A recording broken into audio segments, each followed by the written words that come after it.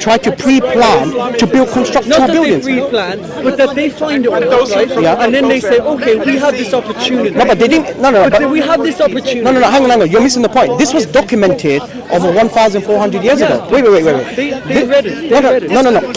But you're not getting the point. The Bedouin Arabs were not known for constructing two buildings. It was impossible. But they would read the Quran. No. Did they not read the Quran? You're not getting the point. Did they not? What I'm asking you is, at the time of the Prophet, peace be upon him, this would be impossible. So the miracle here is not when it happened. The miracle is at the time he said this. That how is it possible? Do you get the difference? The miracle here is not when it happened. The miracle is when he said it. Yeah. That's the point. Okay, well, he said after 14 centuries, this will happen. In 1940, it wasn't. In 1940, it wasn't. They didn't. No, you're missing the point. If the Prophet said it 1400 years ago and it's documented, why didn't they build a tall building at that time? Why? Because they couldn't. No. Exactly, that's the miracle. That's the whole miracle. Do you know the Arabs would have laughed? They would have laughed at the Prophet. What? We're going to construct two buildings? Wait, hang on. The Prophet is making a prophecy that is against all the odds. Imagine this. Okay. Imagine this. But as humans, as men, what do we want to do? We want to do things to beat all odds. So you tell me how. No.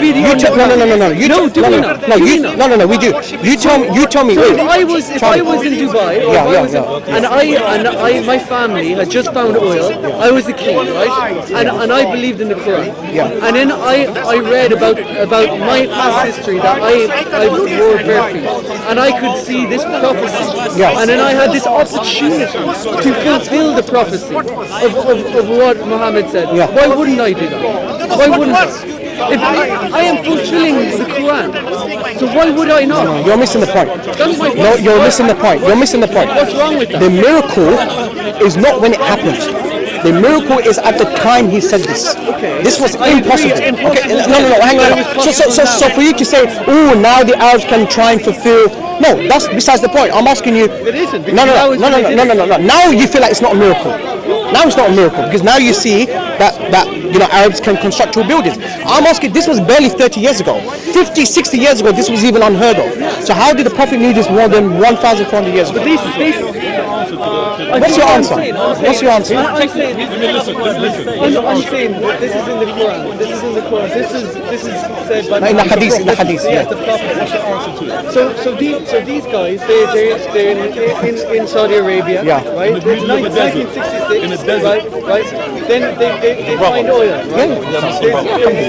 There's a certain leader there, a king, let's say, he has access to these resources. He has access to this oil, right? He finds out he has access to the oil. The oil that they discovered in 1966. 1966. Yeah. They find the oil, right? Yeah. Right? The Americans find out that they come over. They say, right, we will protect you if you sell your oil in dollars. Okay? That's fine. Brilliant. Okay. Right. You're not answering the question. He's the king, right? He reads the Quran. All his members, all his family, his past generations, he knows that they wore bare feet when they were kids, and he sees that there is a prophecy, and the prophecy is that those who are in bare feet will build tall buildings. Now he's in a position to build a really fucking tall building. Excuse my language. No, it's fine. Right? And he sees a prophecy. Are you not inclined, being For the sake of argument, let's say for the sake of argument, you're missing the point. Let's say for the sake of argument, you know what, the Bedouin, let's say, wait, let me use the concordance approach. Wait, Charlie, let me use the concordance approach. Let me say for the sake of argument, you know the Arabs, they're trying to fulfill this prophecy. Let's say for the sake of argument, right? Can you explain to me how would they be able to fulfill that prophecy before 1960s? How did the Prophet knew this? More than 1,400 years ago. You still haven't addressed that point. So they didn't before that. So yeah. Yeah. But they are now. Do you think Bedouin Arabs in the 1950s and 60s they ever thought, you know what? We have the ability to construct two buildings. Because they didn't. Good. So what I'm asking you is, the miracle is not when it happened. The miracle is at the time of the Prophet when he said this. This was in the 7th century where the Arabs were not even known for architecture, right? They were living by tent. They were living by camel. They were living by from the Kaaba, from the hills. They didn't even know the oil was there. Can you imagine that? So how do you explain that? How do I explain When what? you don't know that Charlie, they were there, how did you know that they were going to How did he know? How did he know this will happen? Over the course of time, I think what you're saying, Can I give you another prophecy? Can I give you another prophecy that would? I'm trying to explain to you that people. I think what you're saying is that people read it and they followed it. No, okay, no, That's what you're. That's they what were you're- reading it for thousands. They Yeah, were reading it for hundreds of years. Can I speak to him? Is he around? Let's speak to him. Listen, I'm speaking, right? It's in people's minds. It's in their kids' minds. Yeah, but It's for in their 14, kids' yeah, minds. but for 14 agree. centuries, I agree. for 14 I'm saying centuries, no Bedouin Arabs ever thought, you know what, they can construct two buildings until the discovery of gold. How You're do missing you the know? point. How do you know? Because it was impossible. Okay, but maybe I- one day it's possible. Do you, look, Maybe one day my kids will. look, Charlie. Maybe one day my kids You're will. certain. Look, the Prophet was certain. Look, let me tell you this, right? It would be impossible for any Bedouin Arabs to ever have the thought we can construct two buildings. But he No, thought no, no, it. no. Charlie, listen. Until the discovery of gold, of gold and oil in 1966, I'm making the claim the miracle is not when it happened. The miracle is at the time when the Prophet said this. For 1400 years, 1400 years he said this. I'm saying How this is that's possible? brilliant. I'm saying that's brilliant. But fantastic. I'm saying So now I'm asking you, that now Charlie, I'm asking you, where did you get this information Okay, from? I can say, right, that the homeless people, Yeah. the homeless people sitting around London right now, Yeah. at one point, Yeah. right, at one point, they're going to be the ones that are going to be leading the rest of the world, Yeah. right? That's very vague. That's vague. Okay, Let's say okay, they all okay, millionaires. Let's say they okay. all become millionaires. Every single homeless person not becomes a millionaire. millionaire. Exactly. Actually, not doing that. They're going to be the most morally attuned humans Okay, all right, Charlie, Yeah, okay, Charlie, fake. I'll give you, look, Charlie, I'll give you another prophecy. I'll give you another. Wait, Charlie, I'll be very quick. No, sorry, Charlie, Stick to him. Charlie, Stick to him. I'll give you another prophecy that the Prophet peace be upon him said something that will happen, but it's disliked in Islam. Should I give you one? So I'll give you another prophecy. I'll give you another prophecy where the Prophet Muhammad said something will happen in the future that Muslims are not supposed to, but it's going to happen. Should I tell you? The Prophet peace be upon him, he said, a time will come when the Muslims, they will be interested in decorating masajid, decorating mosques. This is something that the Prophet disliked because the masjid is a place of worship and it's supposed to be simple. Now what's happening now? Now you see Muslims are very proud of their mosque. Oh, it's a white palace, it's beautiful architecture, right? But the Prophet, he prophesied, even though the Prophet dislikes it, the Muslims will decorate mosques. And he didn't want that. So how did he know this? Okay, well, human nature. We take pride. We love the. Come on. We love. You're not addressing. You're not. I'm trying to. No, I'm trying to explain, no. and you're saying no. No, sorry. No one's listening. You know what I say? Well, you like to look good. You do your beard in the morning. You want to look good. Yeah. You just like the temple or the mosque. You want that to look good. You want your body to look good, right? You want to look good to the world. Ordained. This is human nature. This is human nature. So even though he says, okay, I don't want you to be vain about the place of worship, obviously, because it's not about the exterior, it's about what's inside. Obviously, it's about that. Humans are going to be humans, and they're going to want to look good. They're going to want to look good compared I to. don't think you're addressing my point. That's fine. If But it's a there's one-off, so it's fine. many. There's so many It goes prophecies, on and on and and on. I'm making a bold claim. I'm not Charlie. I'm making a bold claim. I'm not- There's not a single prophecy that the Prophet Muhammad peace be upon him gave that came out false. That's fantastic. No. Because look. Nostradamus, he made many prophecies turn out to be false. Correct? But the Prophet peace be upon him made many prophecies, but not a single prophecy came out to be false. That's brilliant. Okay? There's so many prophecies. Now, let me tell you one thing. The Prophet peace be upon him said that the Euphrates River will be dry. The Euphrates River, you know what Euphrates is? Yeah. The river that's going from Turkey to Syria, right? The Euphrates River will be dried up, and there'll be discovery of gold. Now, if you look at Euphrates River, it's drying up.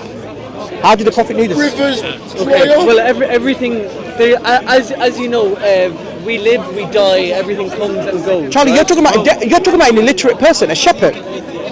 It's like as though he's very intelligent. He's got a mind of Einstein.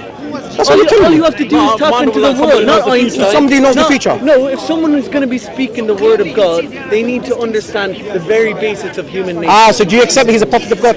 He's a messenger of God then. I'm coming from your. No.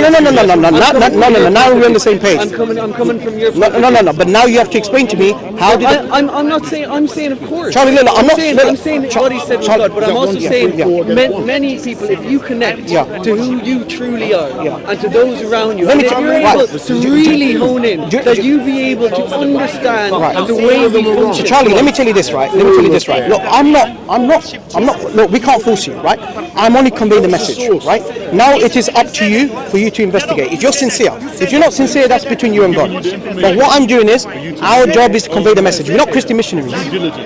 He knows we're not limited to prophecies only, right? Exactly. This is. I already explained the miracle of the Quran as well. Yeah. There's no contradiction. We're not just limited to prophecies. Exactly. But in fact, Sheikh Islam Ibn Taymiyyah said that prophecy is not sufficient. It has to be other conditions as well. Yeah. But for him, he has no religion, so prophecy for him is. Prophecy is really good. Then what his prophecies came through, so what? Did he believe in God, by the way? No, he's open-minded. How do you get the source? How can you get the source? And all I ask for is that those who do follow, that you are Exactly. Would they believe exactly? That's the point. God can speak in many other ways. Exactly. So Charlie, what I'm doing, what I want you to do here, look, I'm not asking you to change your mind or change your beliefs. No, what I'm doing, I'm just presenting why we believe Islam is true. Now, if you compare other religions, like these Christian gentlemen, I guarantee you they will never give you rational reasons.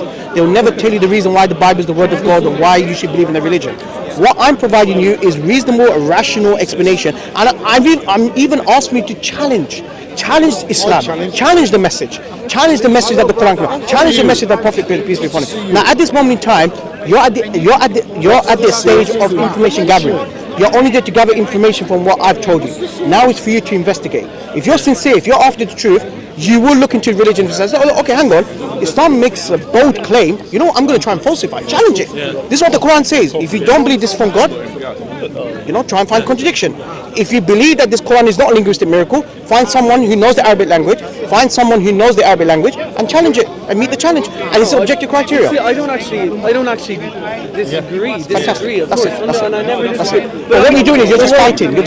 I'm not giving you problems. He's literally giving you more advice. I'm giving him more. Let me give you another prophecy that is impossible. This is beyond dispute. The Prophet peace be upon him said. In fact, let me tell you. This is a mawquf hadith.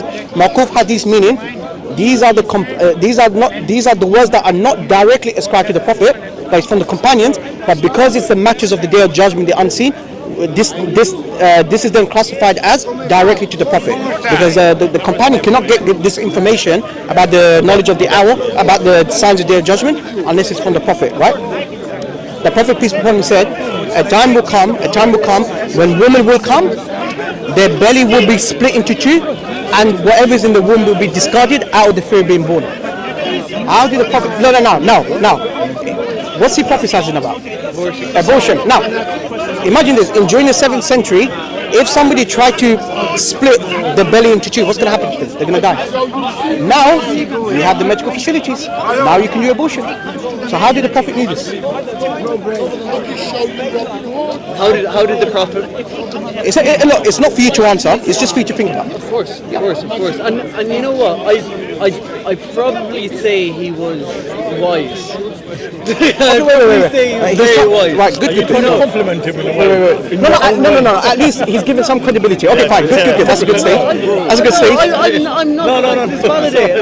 And I think that there is this is present across history.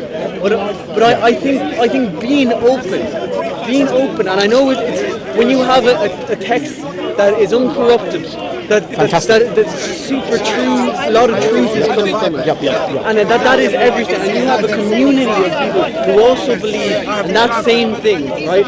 That is, it's such a powerful, correct, and indescribable feeling that when someone says anything that is a bit off and not according to the Quran, it's like shut. Exactly. There's no other exactly. I can understand that. But what I'm not born in the sanctity of that community you're talking about. I'm born more like where you're coming from a Roman Catholic Protestant Irish community. That's where I'm from. So when you're coming, when you mention that, you need to understand that you even get even more blessings from the Most High for doing research into the Prophet, about his prophecies, and coming good before the end. Does that make sense? That's what the brother wants. Only wants good for you. He doesn't want. Only one was good for you. He doesn't want you to convert or die, bro. Because you know what, Charlie? No. But just a lot of Christians, Catholics, they tend to roll with this type of. Charlie, Decent. exactly. Genuine. I would ask you to take it further. Yeah. So let me leave you now, yeah, but very quickly, right? So let me explain the Islam in a nutshell, right? So Islam says this: God created Adam and Eve, and He sends prophets and messengers with the same message: to worship God alone. Do not ascribe any partners with Him. Do not worship His creation. Do not worship the sun. Do not worship the humans. Do not worship the stars or monkeys. No, you worship the Creator of everything. Okay? This is the purpose of our creation: to worship Him alone. Why should we worship Him? Because He gave you 2 eyes. Let me ask you this question: if I was to offer you £2 million, what would you say to me?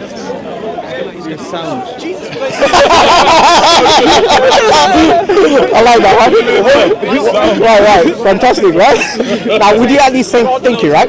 That's the least you can tell me, right? Thank you. It's a life-changing offer, right? Now, I'll change the conditions. I'll give you £2 million in the condition you give me your 2 eyes. Would you ever do it? No. Why? Because I wouldn't be able to make another £2 million then. Exactly. So you're very wise, right? So you value your 2 eyes more than £2 million. So why don't we be grateful to the one who gave you 2 eyes for free? And therefore we say God sends prophets and messengers with the message how to worship Him. So the prophets are our role models. How should we worship God alone? And we believe in Adam, Noah, Abraham, Moses, but they were sent for their people and for their time. They had their own miracles. That was for their people to observe. But like I told you, the linguistic miracle of the Quran is something that you can observe, it's something that you can test, and it's meant to be for all times until Day of Judgment. And this is what I'm asking you to challenge. The Prophet Muhammad, peace be upon him, he's the last and final messenger of God. Challenge the message, right? And that's the basic message of Islam. Do not associate partners. Trinity, no, we reject that. We reject Trinity, we reject worshipping gods, statues, idols, no. The fundamental message, one God only. Worship Him alone, the Creator. Yeah, He was unlike His creation. I don't disagree. Fantastic, right? So now, what we ask you to do is, look, I presented to you proofs and evidences for the truthfulness of Islam, right? Now it's for you to challenge. Look, how did the Prophet knew this more than 49 years ago? The Prophet was known to be trustworthy. Why would he lie after 40 years? Why would he? Someone who's known to be truthful. In fact, his enemies used to entrust their belongings. Even when he was a prophet. That's how much level of honesty they had in him. And he's the most influential human figure in history. Why? Let me tell you this. Michael A. Sharp, he wrote a book with 100 most influential human in history. He ranked Prophet Muhammad as the most influential human figure. Right? You know what? This is beyond, right? Yeah, this is like putting a medal on. You know, I think. No. What I'm trying to say to you, now this is done by a white